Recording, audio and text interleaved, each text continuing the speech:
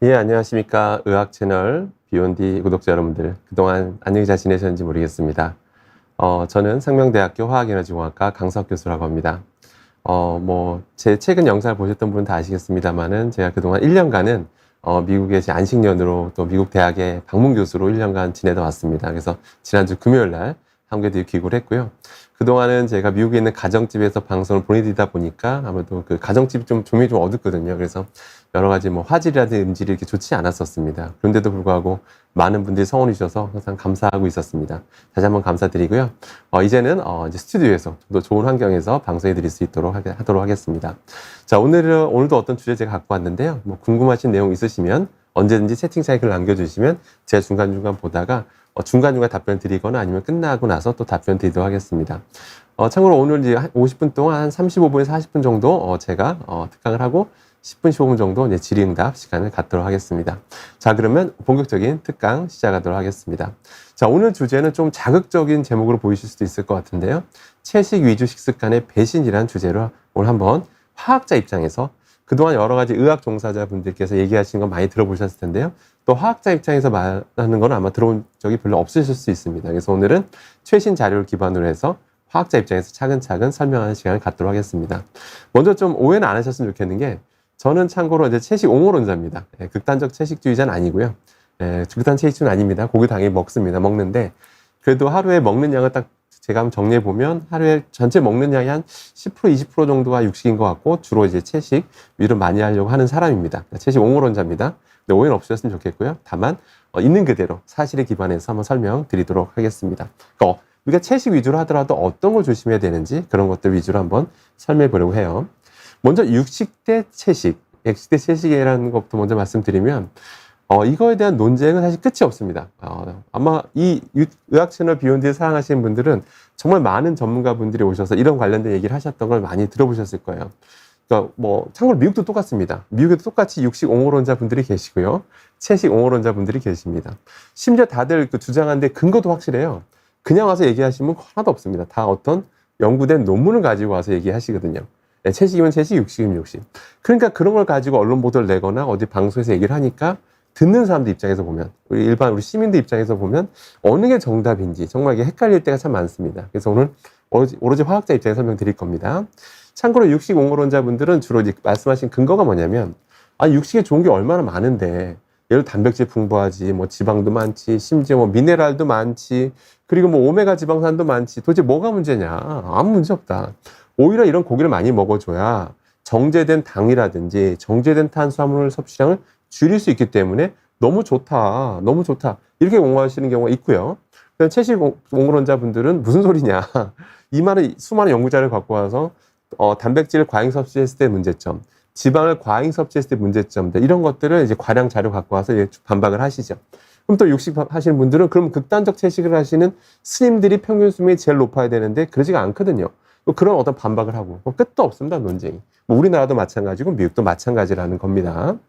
자, 그래서 오늘 요 얘기를 좀 해보려고 하는데요. 근데 그런 끝없는 논쟁 속에서 Eat 렌식 식단이라는 게 발표가 됩니다. 이게 뭐냐면요, Eat 렌식 위원회라는 게 있는데요. 그 위원회에서 이제 어떤 걸 발표했냐면 되게 의미 있는 보고서를 발표합니다.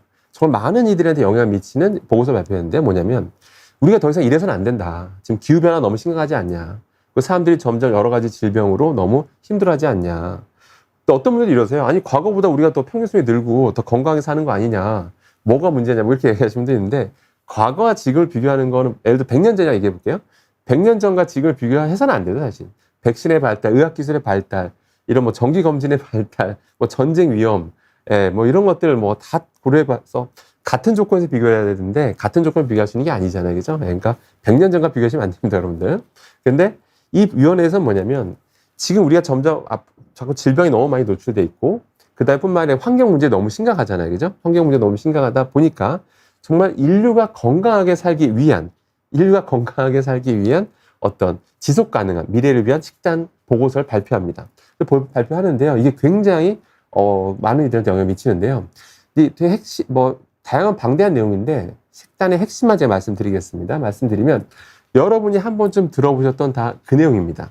무슨 내용이냐면 주로 들으셨던 내용도 있잖아요. 주로 육식을 좀 줄이고 채식 비율을 높이고, 뭐 곡물이라든지 뭐 견과류라든지 아무튼 그런 비율을 높여라. 여러분이 한 번쯤 들어오셨던 그 내용들입니다. 아무튼 랜싯 식단이 이것이 인류를 살리고 우리 건강을 살린다라는 그런 이제 보고서를 발표한 겁니다. 그렇게 해서 많은 언론 보도가 나가고 그 자료로 전문가들이 얘기하다 보니까 여러분들도 그런 내용을 많이 접하면서 살아오셨을 거예요. 지금 이 순간까지. 2024년도까지요. 자, 그런 와중에 굉장히 의미 있는 논문이 발표가 됩니다. 바로 뭐냐면 2024년 2월, 얼마 안 됐죠? 인바이러먼트 인터내셔널이라고 하는 굉장히 저명 저널, 굉장히 내기 어렵습니다. 저널이라고 해서 여러분 다 똑같은 저널이 아니에요. 굉장히 내기 어려운, 굉장히 까다로운 검증을 한 저널들이 있습니다. 그러니까 되게 대표적인 저널인데요. 이 저널에서 어떤 연구를 했냐면 이 랜싯 식단을 정말 잘 따르는 사람들이 과연 어떤 일이 벌어졌는가, 그런 것들을 이제 조사 분석해서 결론을 낸 그런 연구 보고서예요. 저도 굉장히 흥미롭게 봤습니다. 왜냐하면 이 랜싯 식단이 위대하다라고 우리는 그렇게 당시 발표가 났으니까 실제 그걸 따른다면 어떤 일이 벌어질지 너무 궁금하잖아요. 그죠? 저도 궁금했습니다. 그래서 너무 방대하기 때문에 요약만 해드리겠습니다. 과연 이 랜식 식단을 준수했던 사람들, 그러니까 채식 비율이 높고 육식은 좀 줄이는 그런 했더니 되게 일단 첫 번째 의미 있는 결과가 나왔어요. 모든 원인의 사망 및 중요한 거 심혈관 사망 위험이 감소되더라.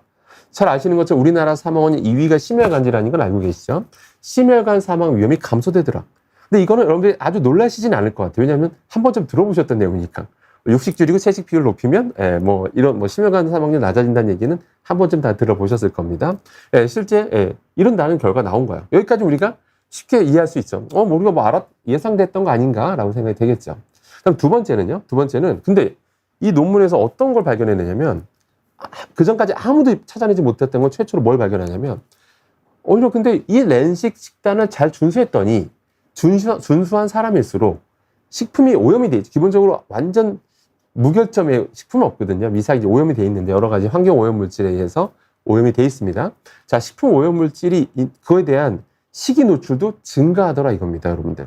그러니까 채식을 비율이 높였더니 육식 비율 높았던 사람보다 오히려 식품 오염 물질에 오히려 더 많이 노출이 증가하더라. 이런 걸 이제 최초로 발견하게 됩니다. 그래서 그 오염 물질이 뭐냐라고 살펴봤더니 카드뮴이란 중금속, 메틸순이란 중금속, 또 PCB라고 하는 유해 화학 물질, 그다음에 농약 잔류물 등 이런 것들이 노출량이 더 많았다 이겁니다. 당연히 이런 것들이 쉽게 몸에서 빠져나가면 우리는 신경 쓸 필요가 없겠죠. 근데 이런 것들이 전 세계적으로 관리하는 이유가 뭐냐면 이런 유해 물질들이 우리 몸에 들어오면 잘 안 빠집니다. 빠지는데 시간이 너무 오래 걸려요. 분해도 안 되는 것도 태반이고요. 근데 이런 것들이 더 많이 노출되더라 이겁니다. 그럼 이거에 대해서 잠깐 의아하실 수 있어요. 이건 근데 해외 자료니까 우리나라도 진짜 그렇습니까? 라는 이제 질문을 주실 수 있을 것 같아요. 그래서 일단 여기서 잠깐 우리나라 자료를 잠깐 가져와 봤습니다. 우리나라 자료입니다. 중금속 납입니다. 역시 중금속 납은 몸에 들어오면 해롭습니다. 몸에 들어오면 잘 안 빠지고요. 특히 신경계통에 영향을 준다라고 알려져 있는 그런 유해 화학 물질입니다. 그래서 이 국내 자료입니다. 국내 자료. 자, 2023년 납 오염도를 한번 살펴봤습니다. 단위는 이게 ppm입니다. ppm. ppm은 농도예요, 여러분들. 돼지고기 한번 살펴보세요. 돼지고기는 0.006 ppm이죠. 닭고기는 0.007 ppm입니다. 평균. 납이 오염된 정도가요. 근데 여러분들 오른쪽에 있는 거 보십시오. 몸에 좋다고 그렇게 알려져 있는 그런 식물성 음식들이죠. 한번 보세요, 여러분들. 보시는 것처럼 기본적으로 이 맨 오른쪽에 있는 줄에는 상대 좀 낮은 거고요. 두 번째 줄이 상대 높은 건데요. 보시는 것처럼 냉이, 당귀, 보통 기본 10배죠. 거의 10배, 7, 8배, 더덕은 보시는 것처럼 한 대여섯 배 높죠. 굉장히 훨씬 더 오염도가 높다라는 겁니다. 인삼 몸에 좋다고 알려져 있잖아요. 근데 인삼 보세요. 돼지고기, 닭고기보다 오염물질이 훨씬 더 높다라는 거죠. 7배나 높잖아요, 7배나. 그러니까 똑같은 양을 섭취하게 되면 훨씬 더 많은 양의 유해물, 중금속이 더 들어온다라는 거죠. 이 데이터는 그걸 말하고 있는 겁니다. 근데 살짝 여러분들 좀 의아하긴 하시죠. 아니, 돼지나 닭이 이것저것 자기들도 먹는데 얘네들이 스스로 만들어내는 건 아닙니다. 납이라고 하는 거를 닭이랑 돼지가 스스로 못 만들어냅니다. 얘네들도 뭘 먹었기 때문에 이게 좀 미량 몸에 있는 건데 얘네들이 상대적으로 이게 좀 낮은 이유는 이제 추정하건데요. 몸에 들어왔을 때 이게 흡수되는 정도 이런 것들이 또 우리가 흡수돼서 우리 사람이 즐겨 먹는 부위가 있죠. 그쪽으로 넘어가는 정도들이 상대적으로 좀 낮다라고 추정하고 있는 겁니다. 그렇기 때문에 돼지고기, 닭고기에서 상대적으로 납 오염도가 좀 낮게 나오는 거다. 이렇게 보시면 되는 겁니다. 자, 그러면 납 말고 다른 거 한번 또 살펴볼게요. 이번엔 발암물질이라고 알려져 있는 카드뮴에 대해서 좀 살펴보겠습니다. 먼저 카드뮴 하면 우리는 그냥 화학 동사자면 이제 발암물질로만 알고 있어요. 그런데 당이 몸에서 잘 안 빠지고 들어오면요. 근데 최근 연구 결과는 또 굉장히 충격적인 연구 결과도 있습니다. 중금속 카드뮴 같은 경우는요, 우리 몸에 들어왔을 때 암뿐만 아니라 실제 총 콜레스테롤 수치, 중성지방 수치, LDL, 나쁜 콜레스테롤 불리죠. 뭐 요새 좀 논란이 있긴 합니다만 LDL 콜레스테롤 수치와의 상관관계가 있더라. 그러니까 카드뮴에 많이 노출될수록 오히려 이런 수치도 덩달아 증가하더라. 그러니까 한마디 몸에 해로운 거죠, 사실은. 쉽게 얘기해서. 이론까지 밝혀지고 있는 겁니다. 그러니까 최대한 중금속 카드뮴에 노출이 안 돼야 되는 게 정상이겠죠. 자, 그럼 카드뮴의 우리나라입니다. 우리나라 자료예요. 우리나라 카드뮴 평균 오염도를 한번 살펴봤습니다. 우리나라, 대한민국 자료입니다. 정부 공식 자료입니다. 2016년에 카드뮴 평균 오염도가 0.04 ppm이었어요. 근데 7년 만에 조사했더니 무려 7.5%가 증가합니다. 아니, 7.5%면 별거 아닌 거 아닌가라고 생각할 수가 있는데 대단한 겁니다, 여러분들. 여러분들 그 대출을 받아오신 분은 아시겠어요? 이 복리에 따라서 그 빚이 늘어나면 무지막지하게 올라가잖아요. 그런 거 똑같은 겁니다. 매년 7년 단위로 7.5% 증가하면 무지막지하게 수치가 올라가게 됩니다. 이해되시죠? 그러니까 이 증가율이 굉장히 큰 수치라는 거 꼭 기억하셔야 되고요. 자, 다음 검출률입니다. 오염이 많이 돼도 검출이 잘 안 되면 괜찮은 거잖아요. 그런데 검출률 보시면 2016년에 우리나라 그 식품 검출률이, 카드뮴 검출률이 70%가 안 됐어요. 7년 만에 거의 80%에 점점 다 도달해 가고 있습니다. 심각한 거죠. 저도 정말 이대로 멈췄으면 좋겠습니다. 그런데 점점 이게 증가 추세라고 하는 거는 정말 좀 안타까운 현실이죠. 자, 그런 상황에서 이렇게 카드뮴, 중금속 카드뮴이 증가 추세에 있는 상황에서 카드뮴 오염 순서가 발표가 됐습니다. 발표가 됐냐면 바로 그게 뭐냐면 식품이라는 건 모든 식품을 다 조사했더니 당연히 수산물이 제일 높고요. 수산물이 아무래도 바다가 오염됐기 때문에 수산물이 평균 농도가 높다는 건 뭐 당연한 건데 그 외끼리 비교하게 되면 농산물이 그 다음 높고요. 그 다음에 가공식품, 맨 마지막에 축산물입니다. 카드뮴, 중금속으로 비교를 해봐도 아까 중금속 납에서도 축산물이 되게 상대적으로 낮았죠? 농산물이 상대적으로 높았죠? 카드뮴도 똑같다는 겁니다. 상대적으로 농산물이 축산물도 높다는 거죠. 그러니까 채식 비율이 상대적으로 높은 사람일수록 이런 중금속 카드뮴 오염도가 상대적으로 높아진다라고 보시면 되는 겁니다. 자, 그 다음에 이제 그 다음인데요. 중요한 게 있는데요. 자, 논문 요약이, 이제 다시 그 논문으로 돌아갈게요. 그 논문으로 돌아가게 되면, 자, 이제 여기서 충격적인 결과가 나옵니다. 저도 이 내용 보고 가장 충격받았던 결과인데요. 뭐냐면, 당연히 여러분들이 많은 전문가분들이 오셔서 채식 비율이 높으면, 육식을 적게 하고 채식 비율이 높으면, 당연히 혈관 질환 걸릴 확률 낮아지고요. 암 발생률, 암 사망률 낮아집니다. 이런 얘기 한 번 좀 다 들어보셨을 거예요. 저도 그런 얘기 워낙 많이 듣고, 저도 그렇게 알고 있었고, 그랬는데, 이 연구에서 수많은 사람들 조사해 보니까 채식 비율이 높다고 해서 암 사망과 명확한 연관성이 발견되지 않았다라는 충격적인 연구 결과를 발표합니다. 다시 말씀드리면 저는 채식 옹호론자입니다. 옹호론자 입장에서 보면 이런 결과를 보면 굉장히 충격적이죠. 당연히 암도 방위 사망률이 낮아야 될 것 같은데 혈관 질환은 분명히 있었지만 암과는 명확한 상관관계가 없었다라는 게 굉장히 충격적인 결과라고 볼 수가 있는 거죠. 그러면 이제 아무튼 좀 혼란스럽죠. 현재로선 굉장히 혼란스러운데 이제 그럼 잠깐 다른 연구 결과를 한번 보여드리도록 하겠습니다. 다른 연구 결과입니다. 아마 여러분들 언론에서 한 번쯤 보셨던 되게 인기 많았던 기사를 알고 있는데요. 2024년 3월입니다. 올해 초죠. 역시 얼마 안 됐어요. 저탄고지 식단을 먹였더니 해외 연구 결과인 것 같은데요. 알츠하이머 주의 기억력 감퇴가 지연됐다라는 연구 결과도 또 발표돼서 기사화됐었습니다. 그 당시에 이제 어떻게 연구했었냐면 케토 식단이라고 해서 케토 식단, 저탄수화물, 고지방, 그다음에 적당량의 단백질 이런 것들로 이제 구성된 이제 케토 식단으로 이제 먹인 거예요. 이런 걸 이제 먹였어요. 먹였더니 혹시 또 충격적인 아주 놀라운 연구 결과가 나옵니다. 알츠하이머병 생쥐 모델의 어떤 그 경지 인지 장애 단계에서 나타나는 어떤 초기 기억력 감퇴가 지연된다라는 겁니다. 되게 놀랍지 않습니까? 네. 실제로 초기 기억력 감퇴를 지연시켰다라는 거예요. 눈에 띄는 명확한 연구 결과를 발표하게 됩니다. 뭐라고요? 저탄고지를 했더니. 그러니까 고지가 뭐예요? 그러니까 고지방, 아무래도 단백질 위주를 더 많이 하고 오히려 탄수화물 섭취 상대적으로 줄이고, 예. 물론 저게 이제 채소 줄였다는 개념은 아닙니다. 이거 오해는 하시면 안 됩니다. 예. 아무튼 지방과 단백질 섭취가 오히려 늘렸더니 이런 일이 벌어지다 이겁니다. 그러니까 이런 걸 또 보면 채식 옹호론자분들은 또 이런 거 보면 순간적으로는 좀 아무래도 좀 당황하시죠. 예. 분명히 모든 게 다 좋아야 되거든요. 채식 옹호론자분들의 항상 주장은 그거 위주로만 하면 모든 게 치매든 혈관이든 암이든 모든 게 다 좋아야 되는데 아닌 연구 결과도 이렇게 또 나오더라 이겁니다. 그러니까 여러분들은 너무 혼란스럽죠. 최종수님께서 지금 뭐라 말씀해 주셨냐면 연구마다 결과 너무 다른 게 많은데 어떤 연구들이 신뢰할 만한 연구들인가요? 사실 이게 너무 팩트를 때리는 질문이세요. 정말 연구를 아마 앞으로도 계속 신문 기사들이 나올 겁니다. 저탄고지의 위대함이 나오거나 아니면 식물성 위주로. 그러니까 그 지방과 단백질 줄이고 채소 위주로 하면 또 어떤 엄청난 좋은 결과가 나오는지 그 논문들이 또 계속 발표될 겁니다. 근데 그것들을 제가 바라보는 그 비전을 제가 말씀드릴 겁니다. 이제부터 슬슬. 자, 그리고 또 다른 연구 결과 두 번째 또 설명드리도록 하겠습니다. 자, 보시면 또 2024년 6월입니다. 얼마 안 됐죠? 두 달 전, 두 달도 채 안 된 그런 연구 결과고 신문에 났었었죠. 주로 채식을 한 전립선암 환자가 그랬더니, 그러니까 전립선암 환자인데 채식 위주로 했던 환자가 사망률이 무려 약 50%나 무려 낮아지더라. 50%는 어마어마하죠, 여러분들? 어마어마하게 낮아진 수치입니다. 얼마나 낮아졌냐면 보시는 것처럼 좀 더 구체적으로 뭐 전곡, 야채, 과일, 콩류 등 식물성 위주. 보통 식물성 추천하면 주로 나오는 용어들이죠. 저런 용어들이죠. 저런 위주 식단을 했더니 전립선암이 진행될 확률이 약 47% 낮았고요. 뿐만 아니라 전립선암으로 사망할 확률도 약 47%, 거의 50%가 낮아진다라는 엄청난 어떤 유의미한 연구 결과를 발표하게 되죠. 그러니까 또 이걸 보면 또 무슨 생각 드세요? 아, 또 이걸 보면 역시 채식 위주로 해야 돼. 아까 앞선 연구는 뭐 했었죠? 치매 안 걸리려면 육식 위주로 해야 돼.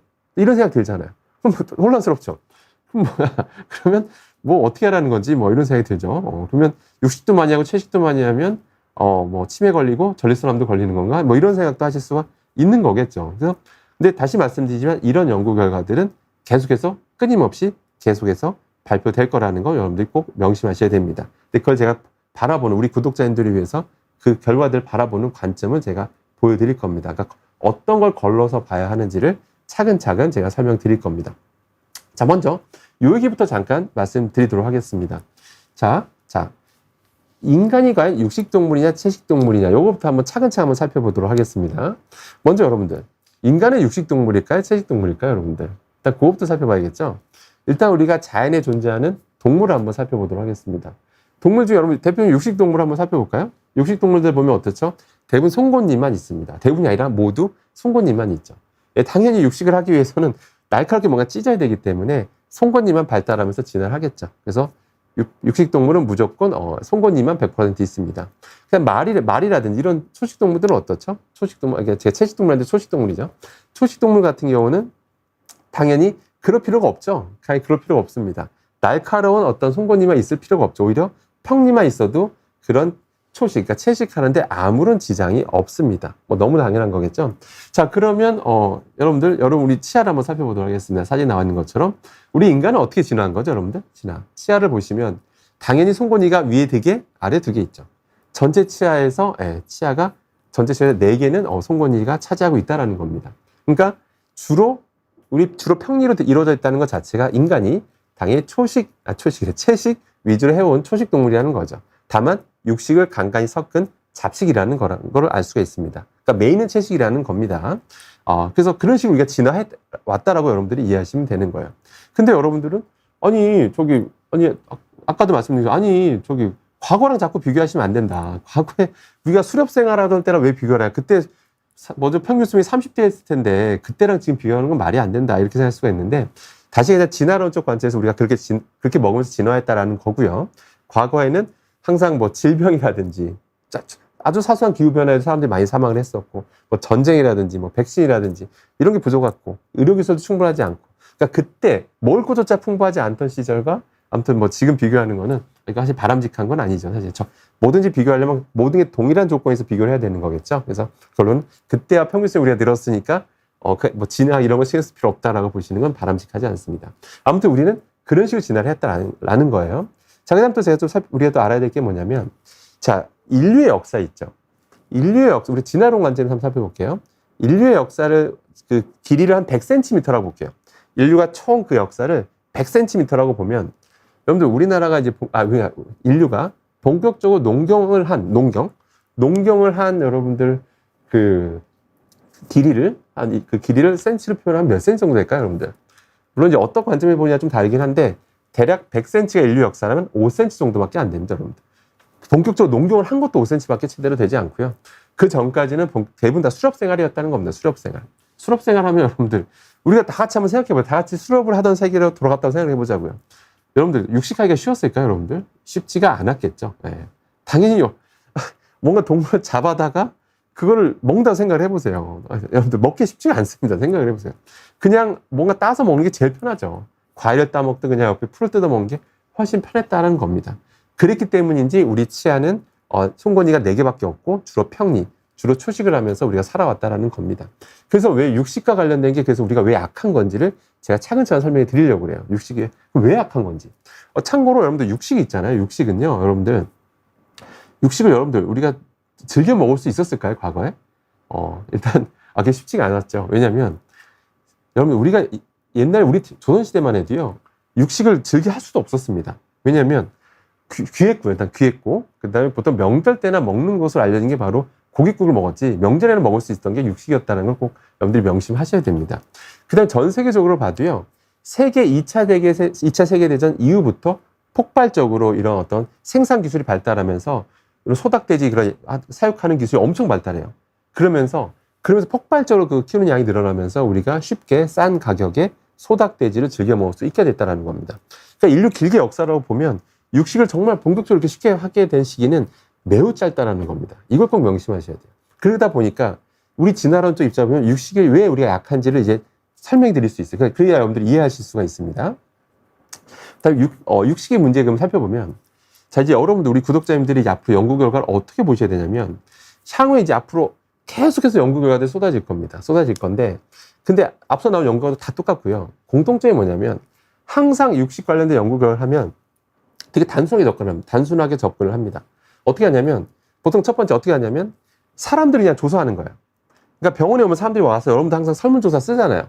설문조사. 뭐 하루에 육식 몇 번 합니까? 담배 피우십니까? 술 드십니까? 운동하면 몇 분 하십니까? 유산소 몇 분 이런 설문조사를 막 하잖아요. 그런 결과들을 가지고 사람의 신체 그 임상 결과와 맞춰보는 이런 거 되게 많이 하거든요. 그런 것도 많이 하고 뿐만 아니라 동물 실험을 하게 되면 말 그대로 이상적인 실험도 굉장히 많이 합니다. 뭐냐면 육식을 많이 해야 되니까 단백질 지방 비율이 높은 그런 식단을 짜줘요. 짜서 동물한테 먹이거나 이런 식으로 실험을 많이 하는 겁니다. 근데 여러분들 실제 현실학이 100% 반영된 실험 결과들이 여러분들이 없습니다. 거의 없습니다. 대부분 어떻게 하냐면 실제 여러분들은 고기를 그냥 드시지 않습니다. 여러분 고기를 그냥 드세요? 그러니까 여러분들 고기를 그냥 드세요, 여러분들? 가끔 육회라고 하는 그런 먹는 독특한 우리가 메뉴가 있긴 하지만 육회는 보편적인 음식도 아닐 뿐더러 육회를 매일 드시는 분도 별로 없겠죠. 네, 대부분 고기를 어떻게 드시죠? 이 사진에 나와 있는 것처럼 보통 구워 드십니다. 대부분 구워 드시잖아요. 대부분 다 구워 드시게 됩니다. 굽게 되면 어떤 일이 벌어지냐면 제가 화학자 입장에서 말씀드리면 정말 다양한 화학 반응이 일어나게 됩니다.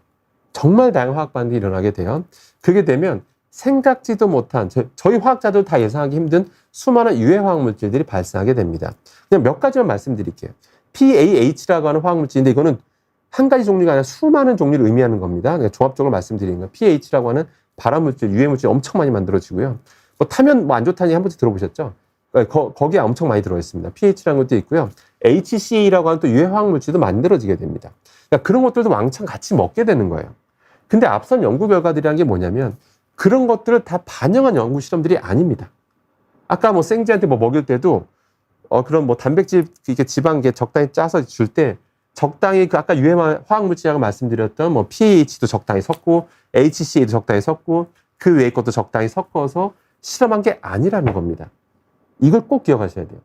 그러니까 앞으로 이 전문가 분들도 논문을 보실 때 단순하게 단백질 탄수화물 비율, 단백질 지방 섭취가 많은 걸 먹였더니 이런 좋은 일이 있네? 이렇게만 보시면 안 된다는 거예요. 연구 자료를 볼 때 실험 과정을 눈여겨보셔야 돼요. 보통 실험 과정을 눈여겨보지 않고 실험 결과만 보시는 분들 정말 많습니다. 제 주변에도 되게 많은데 실험 과정을 봐야 돼. 사실 더 중요한 게 실험 과정입니다. 실험 과정에서 과연 현실에 맞게끔 실험했는지를 봐야 되는 거예요. 근데 현실은 아까 말씀드렸죠. 그냥 단순하게 고기를 우리가 평가할 때 그러죠. 그냥 단백질 몇 프로 있고 지방 몇 프로 있고 이걸 먹으면 단백질 몇 프로, 지방 몇 프로, 오메가 지방산 몇 프로 먹고 미네랄 얼마 들어오고 이렇게 단순 접근하니까 자꾸 해석이 잘 안 되는 거예요. 자꾸 논란이 충돌이 자꾸 일어나는 거고. 근데 현실에 맞는 실험 결과들은 충분하지가 않다. 그리고 거의 대부분 그렇게 실험도 안 한다는 거 여러분들이 꼭 기억하시기 바라겠습니다. 이해되시겠죠? 그래서 제가 그래서 왜 제가 최식 옹호론자인지 아시겠죠? 방금 이런 연구 결과를 갖고 와놓고서도 채식 옹호론자를 말씀드리는 거는 육식을 하게 되면 이런 문제들이 생기기 때문이라는 거예요. 앞선 연구 결과들은 실제 현실을 완벽하게 현실을 반영 못한 실험들이 많다라는 거 꼭 기억하시고요. 자, 그러면 여기까지만 하면 여러분들 또 오해하실 수가 있어요. 아, 그러면 역시 채식 위주로 하면 되네. 더 이상 이 영상을 볼 필요가 없네. 라고 생각할 수가 있는데 그렇지가 않습니다. 채식의 그럼 주의점도 알고 계셔야 됩니다. 채식의 주의점. 이제 일단 아까 말씀드린 그거 있었죠? 근데 채식 비율이 높아지면 아까 어떤 일이 벌어졌었죠? 채식 비율이 높아지게 되면 일단 자꾸 환경이 오염되다 보니까 유해한 중금속 비율이라든지 화학 물질들이 환경 오염 물질들이 같이 농도가 오히려 늘어난다는 거. 이게 첫 번째 문제였고요. 그 다음 문제 좀 설명드릴게요. 역시 2024년 얼마 안 돼 4월에 나왔던 최신 연구 결과 제가 갖고 왔습니다. 아까 제가 PAH란 아까 말씀드렸었는데 이게 유해 화학 물질인데 폴리사이클릭 아로마틱 하이드로카본의 약자입니다. 이건데 요게 잠깐 말씀드리면 이 논문이 뭐냐면 짧게 설명드리면 아까 이 유해 화학 물질한 pH 노출과 산화적 손상과의 관계를 조사한 연구 결과가 있었는데 결론부터 말씀드리면 pAH에 많이 노출됐던 사람일수록 몸에서 산화 스트레스 지표가 늘어난다 뭐 그거였어요.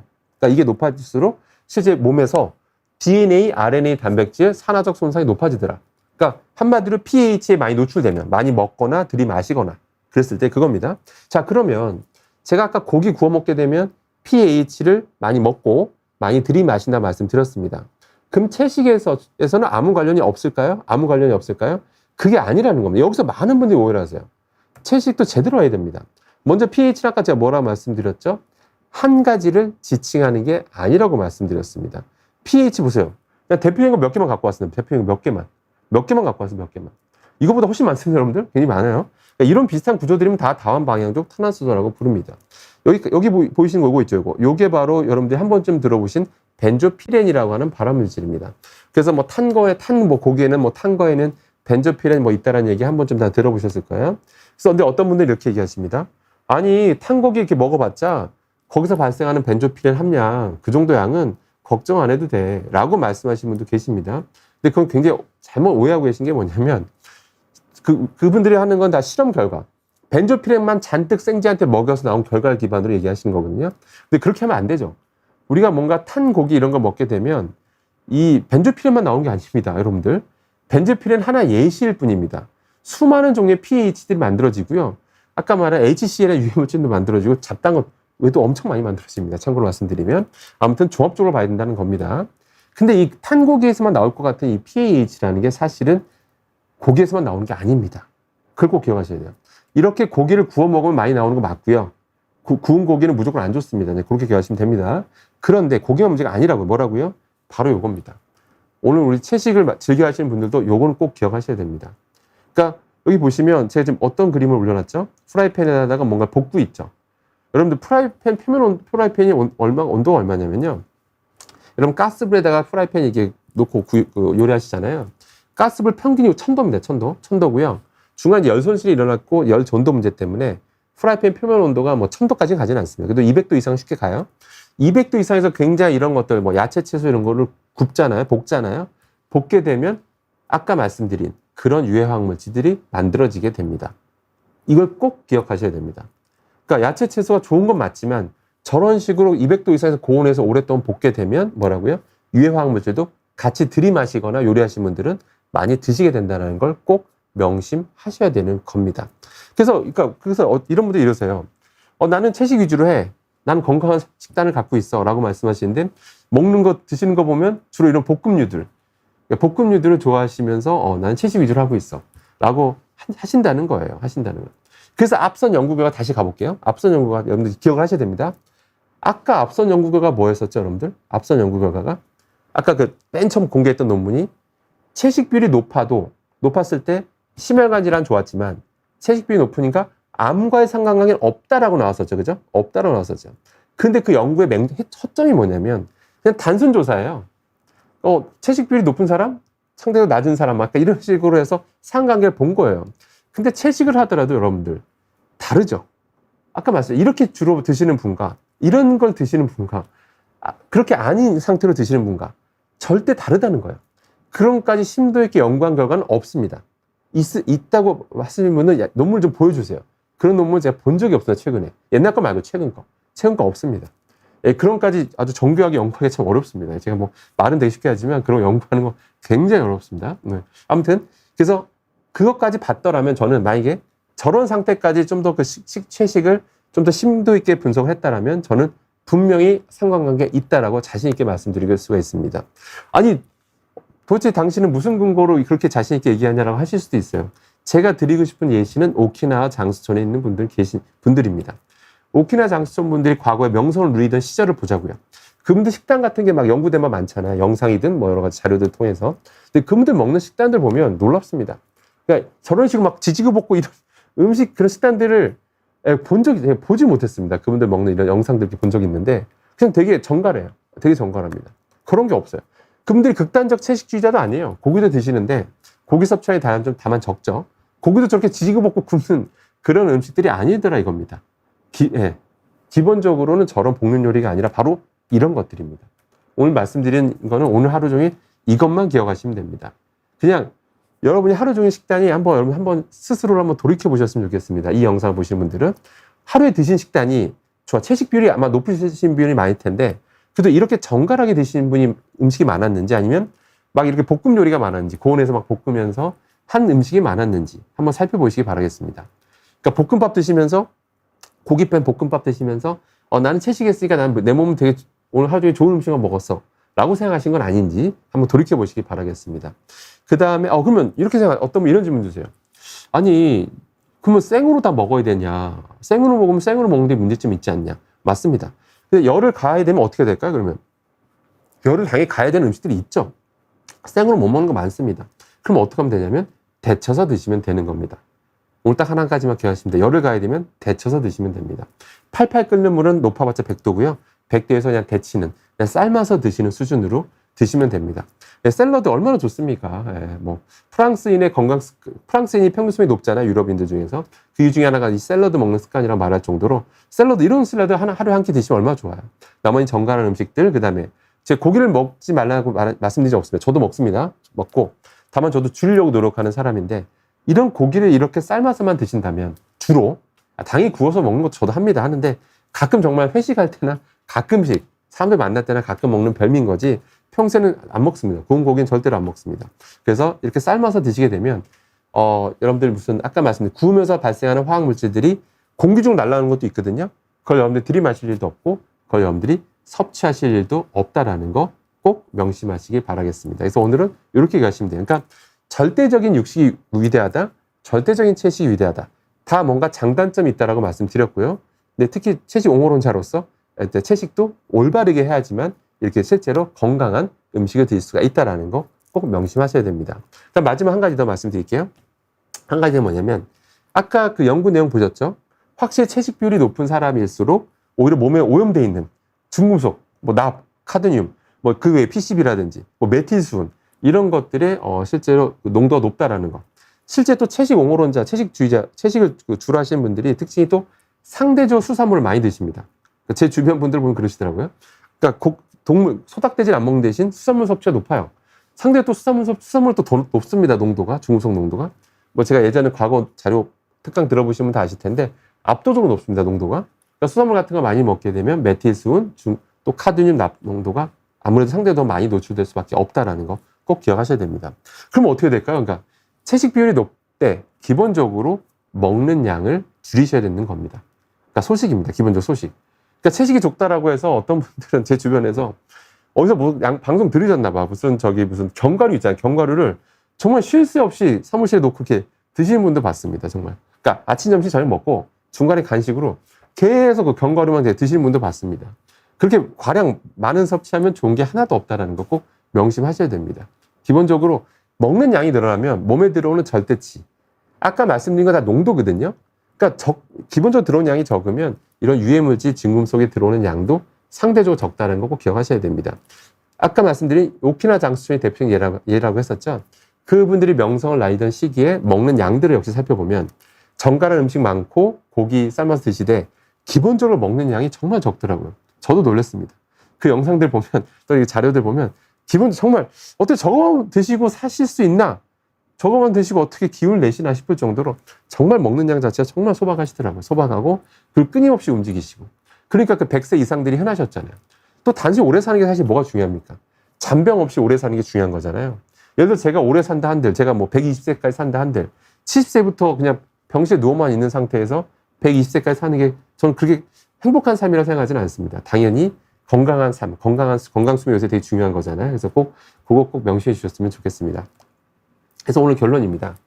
잇 렌싯 위원회에서 발표했던, 당시 세계적으로 파장을 일으켰던 그 위원회에서 공개했던 그 식단, 결론은 채식 비율이 높아야 된다라고 했던 그 식단 가지고 결과가 나왔었죠. 연구가 나왔는데 생각보다 우리의 기대치가 좀 많이 달랐다라는 거, 그게 현실이었습니다. 무조건 채식만 많이 하면 되는 게 아니었다라는 거. 채식을 또 어떻게 해야 된다고요? 무조건, 기본적으로는 소식을 기반으로 해야 된다라는 겁니다. 기본적으로 소식을 기반으로 해야 되는 게 첫 번째고, 그 다음에 최대한 정갈한 음식들. 그래서 정갈한 음식이라는 건 최대한 고온에 지고 볶는 게 아니라 무조건 기본적으로 그 약간 데치는 정도, 뜨거운 100도 정도 데치는 수준으로만 가급적 드시고, 그 다음에 생으로 먹는 게 비율이 높으면 좋죠. 실제 실제로 아마 주변에서 그런 얘기 들어보셨을 거야. 하루에 아침에 그냥 하루에 당근만 먹었다. 그러니까 아침 식사를 그냥 아침 식사 한 끼만이라도 당근 오일만 먹었다. 당근 오일 양념해서 그냥 씹어 먹었다. 라고 하시는 분도 봤는데, 그래서 일주일 동안, 2주일 동안 몸의 변화 이런 거 말씀하시는 분들 계십니다. 실제로 몸이 확 달라지거든요. 그렇게만 해도. 그래서 실제 그런 것만 좀 주의하시면 될 것 같습니다. 그래서 오늘 제가 1년 만에 스튜디오에 와서 말씀드릴 특강은 여기까지입니다. 여기까지고요. 그 다음 좀 질의응답을 기반으로 좀 오늘 그 질문을 받도록 하겠습니다. 자, 그러면 물 한 번 마시겠습니다. 자, 먼저 요 얘기부터 먼저 하도록 하겠습니다. 팔봉님께서 안녕하세요. 채소와 회를 많이 먹는데 회충약을 먹어야 하나요? 먹으면 얼마나 자주 먹어야 될까요? 저는 제 전문 분야만 말씀드리도록 하겠습니다. 먼저 회와 회충약과 상관관계는 사실은 제가 그쪽 완벽한 제 전문 분야는 아니기 때문에 제가 그냥 있는 그대로 말씀드리면 정말 이게 사실 기생충 전문가분이 설명하신 게 더 정확하다라고 좀 말씀드리고 싶고요. 근데 정말 홍모 교수님이라고 굉장히 기생충 분야에 정말 아주 대가분이 계시는데, 그분만 해도 제가 보니까 회 드시고 나면 꼭 회충약을 드시더라고요. 그런 거 보면 아직은 여전히 다양한 여러 가지 균들이 많다 보니까 회충약을 조금 먹어야 된다라고 이제 보시는 것 같더라고요. 그래서 그건 여러분 선택에 의해서 좀 참고하시기 바라고요. 그 다음에 이제 채소인데요. 채소에 대해 말씀드리면, 기본적으로 이제 채소 같은 경우는 아까 말씀드린 대로 기본적으로 여러 가지 균들이 당연히 있을 수가 있는데, 데치는 수준이라면 크게 걱정하셔도 되고요. 또 기본적으로 뭔가 이제 소식을 기반으로 하는 식단이라고 하면 그렇게까지 별도의 어떤 무슨 회충약을 먹어야 된다라고 알려진 바는 없다고 알려져 있습니다. 그렇기 때문에 너무 야채 채소 드실 때 그렇게까지 너무 걱정하실 필요는 없을 것 같습니다. 자, 그 다음에 그러니까 정현숙님께서 되게 좋은 질문을 많이 해주셨습니다. 동물성 단백질에서만 섭취 가능한 영양소가 있다던데 채식만 하면 안 되는 거 아닌가요? 이거 굉장히 좋은 질문입니다. 이거 짧게 설명드릴 수도 없는 건데 한번 짧게 설명드려보도록 하겠습니다. 역시 육식옹호로 육식파와 채식파라고 하겠습니다. 지금도 전 세계도 육식파, 채식파가 아주 엄청나게 지금 치열하게 싸우고 있는데요. 그때 채식 파에서 대답을 못하는 게 딱 하나가 있습니다. 대답하면 그러니까 채식만 먹으면 자연계에서는 B12가 없다. B12라는 게 없기 때문에 B12는 동물성에서만 있다. 그것 때문에 B12가 들어와야지만 그걸 원료로 해서 우리 몸에서 Q10이라는 걸 만들거든요. Q10, 코엔자임 Q10을 만들어낼 수 있습니다. 그렇기 때문에 그러니까 완벽한 극단적 채식은 문제가 있다라고 이제 그렇게 공격을 합니다. 얘기를 해요.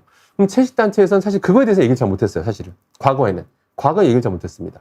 그거에 대해서 그냥 그러면 그렇기 때문에 B12가 포함된 영양제를 별도로 보충해 주는 게 좋다라고 정말 저명한 채식 옹호론자분도 그렇게 얘기하셨죠. 맥두걸 박사라고 굉장히 제일 유명한 분 한 분 계신데, 그분도 영양제 먹어야 된다 얘기를 해요. 그럼 거꾸로 얘기하면 영양제를 보충해 줘야 된다라고 하면 완벽한 식단은 또 아니라고 볼 수도 있는 거죠. 근데 또 거꾸로 하면 이해도 돼요.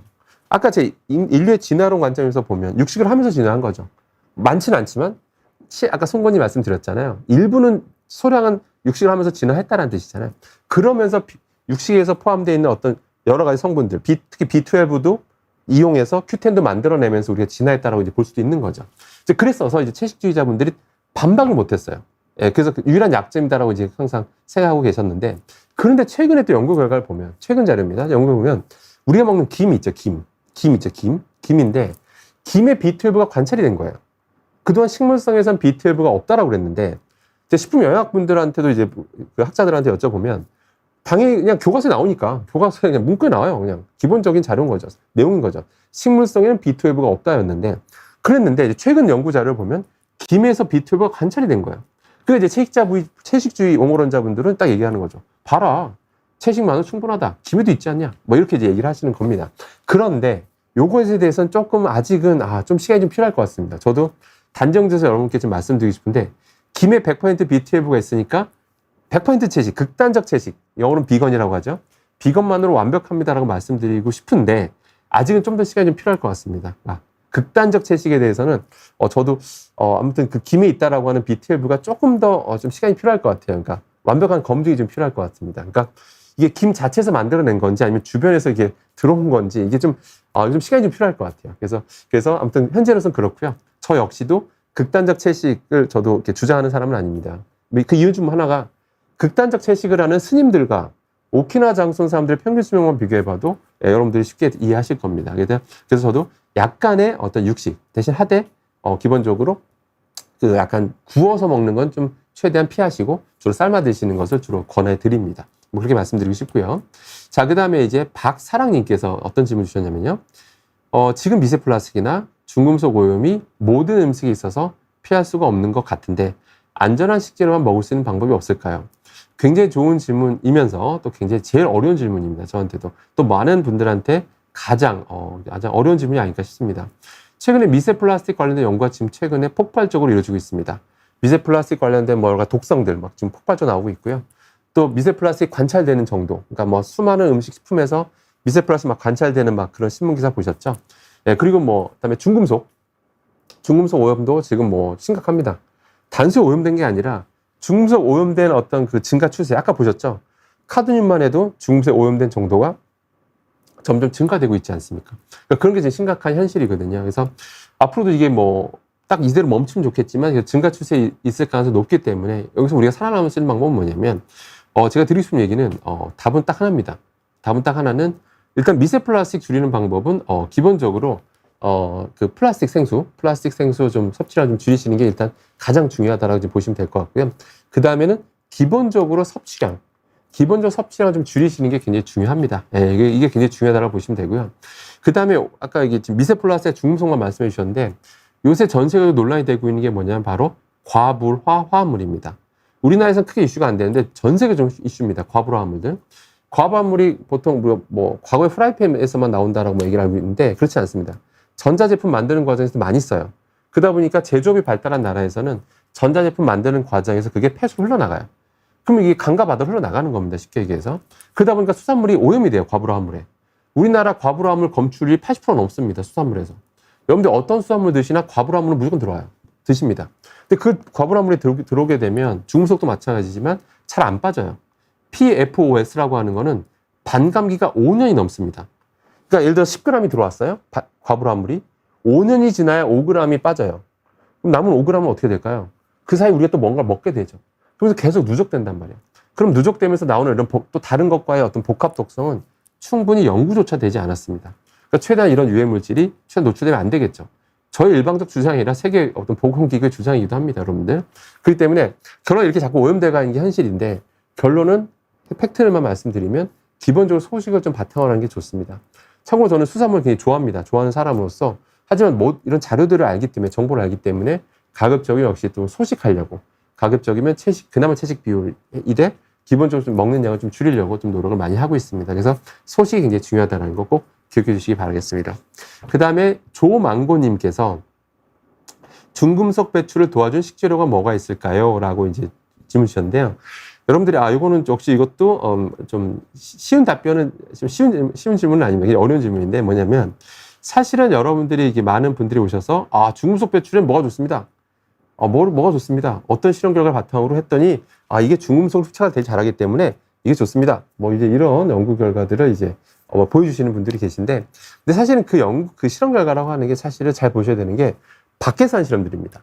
그러니까 밖에서 어떤 거, 예를 들어서 뭐 미역이라고 할게요. 미역이 있고, 중금속을 풀어요.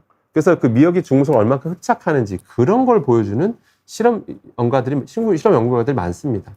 제가 이 말씀을 왜 말씀드리냐면, 만약에 지금 이 질문 주신 망고님께서 현재 시점에서 예를 들어서 그냥 카드뮴이 중금속이 약 10g 정도 오염되어 있다고 가정해 볼게요. 10g이 오염되어 있는데 여러분들이 지금 정말 미역을 먹었어요. 많이 먹었는데 그 현재 존재하는 10g이 몇 g 빠졌는지, 과연 빠진다 어느 정도 시간이 걸리는지, 그런 것들이 체계적으로 연구된 바가 없습니다. 예, 체계적으로. 그런 자료 있으면 한번 보여주십시오. 없습니다. 대부분 다 중금속 배출 도와준다는 건 주로 체외 실험들 결과가 많다라는 거 꼭 기억하셔야 됩니다. 그래서 결론은 뭐냐? 중금속이든 뭐 과불암물든 뭐든 잘 안 빠지는 게 문제거든요. 잘 안 빠지는 게 문제인 건데, 시간이 지나면 서서히 배출은 돼요. 다만 느리다고 말씀드렸죠. 그럼 결론은 뭐냐면, 들어오는 양을 줄이시면 돼요, 속도를. 어차피 시간이 조금씩 줄어드니까요. 그러니까 평소의 식습관, 뭔가를 이제 기존에 있는 중금속 배출하려고 노력한다기보다 들어오는 유입량을 줄이려고 노력하시는 게 더 좋습니다. 그러니까 기본적으로 소식을 기반으로 하신다면 상대적으로 몸은 점점 깨끗해질 수밖에 없다라는 거. 또 상대적으로는 중금속 오염도가 높은 수산물 섭취는 저도 좋아하지만 기본적으로 좀 섭취량은 그러니까 별미로 좀씩 줄여나가시는 걸 좀 추천드리도록 하겠습니다. 자, 그다음에 최종수님 질문은 아까 제가 답변 드렸으니까, 그다음에 서춘희님 답변 드리도록 하겠습니다. 서춘희님께서 저는 60대 뇌혈관 질환, 뇌출혈, 뇌경색, 질병을 가지고 있습니다. 약 때문인지 살이 계속 찝니다. 저는 60보다는 체식이 더 높은 편입니다. 도대체 어떻게 먹어야지 궁금합니다.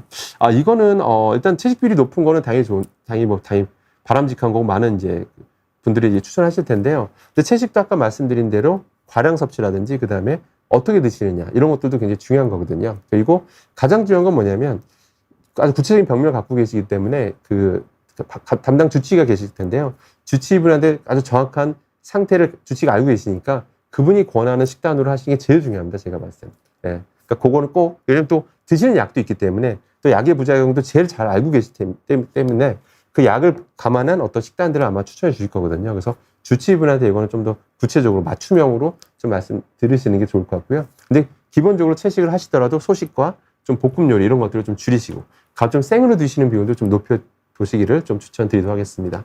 자, 그러면 한 가지만 질문 드리도록 하겠습니다. 답변 드리도록 하겠습니다. 로우즈님께서 교수님, 오늘 주제와 좀 다르긴 한데 플라스틱 그릇에 유해물질 때문에 사용하기 신경 쓰이는데 타파웨어 주 소재는 폴리프로필렌 친환경적 원료로 만든다고 하는데 타파웨어 제품 어떻게 생각하는지 궁금합니다. 특정 브랜드점 설명드리기 좀 뭐하고요. 그냥 그 소재로 설명드리도록 하겠습니다. 폴리프로필렌 소재는 용기로 많이 쓰고 있는데요. 이 폴리프로필렌 관련된 수많은 여러 가지 연구 결과들 이런 것도 조금씩 나오고 있는 추세인데요. 결론부터 말씀드리면 폴리프로필렌 소재라고 하는 거는 그 자체는 환경 호르몬이 나오는 건 아닙니다. 가끔 그 환경 호르몬이 나온다고 주장하시는 분이 계신데 그건 그렇지 않고요. 그 자체 다른 플라스틱하고 좀 오해하시는 것 같은데 폴리프로필렌 자체는 나오는 게 아니고요. 거기다 음식을 담았다고 해서 그 자체가 나오는 건 아닙니다. 근데 문제는 뭐냐면 저런 플라스틱 같은 경우는 저희 분야에서는 고분자라고 불러요. 영어는 폴리머라고 부르는데 저런 것들이 시간 지나면 분해 현상이라는 걸 피할 수가 없습니다. 조금씩 조직이 끊어져요. 분해가 됩니다. 그러니까 그러다 보니까 오래 사용하게 되면 거기다 음식을 닦거나 전자레인지를 돌리게 되면 상대로 저런 게 분해된 것들이 떨어져 나오게 되는데 그런 것들이 바로 이제 미세 플라스틱이라고 보시면 되는 겁니다. 그렇기 때문에 저런 플라스틱 제품은 쓰지 말라라기보다는 쓰셔도 됩니다. 그런데 저걸 우리가 좀 아껴야 된다는 생각에, 환경을 생각해야 되는 생각에 정말 오래 써야 된다고 생각하시는데 그러지 마시고요. 그냥 주기적으로 교체하시는 게 좋습니다. 여기서 주기적이라는 게 뭐냐면 상대적인 개념이잖아요. 근데 이게 표면에 흠집이 좀 눈에 띄기 시작할 때면 미련 없이 교체하시는 게 좋습니다. 예, 미련 없이 교체하세요. 예, 미련 없이 다른 새 제품으로 구매하시는 거 하고 분리수거에 더 신경 쓰시는 것이 환경도 여러분들 건강을 생각하는 거다라고 보시면 되겠습니다. 아무튼 여러분들 저한테 좋은 시간이 다 끝났는데요. 아무튼 너무 많은 또 질문 주셔고 이렇게 많이 관심 보이셔서 너무 감사드리고 또 이렇게 환영해 주셔서 아까 댓글창 보니까 이게 귀국 환영합니다 이런 멘트 남겨주신 분들 많으셨는데요. 아무튼 너무 감사드리고요. 앞으로는 2주마다 제가 이게 스튜디오에 와서 여러분들한테 또 다른 내용으로 또 유익한 내용으로 찾아뵐 수 있도록 하겠습니다. 성원해 주셔서 감사드리고요. 폭염 조심하시고요. 다음에 건강한 모습으로 뵙도록 하겠습니다. 이상입니다.